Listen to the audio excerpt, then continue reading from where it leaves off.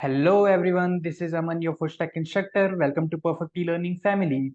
In today's class, we will discuss all the topics which we are going to learn in this introduction to HTML5 course section. So let's start without any delay. So the first topic which we are going to cover is about the what is HTML. So as you all know that the first step of learning the front-end web development is to learn HTML. So it is very important to understand like what is HTML and what purpose it solves for us. Then next we will cover about the HTML tags, HTML elements and attributes, how they are used in HTML. Then next we will do some practical work. Now we will be making our first HTML web page.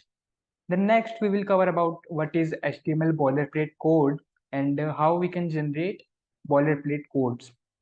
Then there are many types of tags in HTML.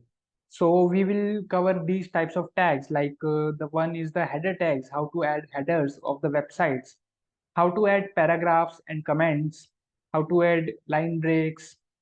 Then next, we will learn about the text formatting. For example, making the text bold or italic and underline and different types of text formatting. Then next, we will learn about adding the ordered and unordered lists in HTML. Then next is the link tag. Link tag is basically used to link one HTML page to another HTML page. So we'll learn how to link different HTML pages with each other.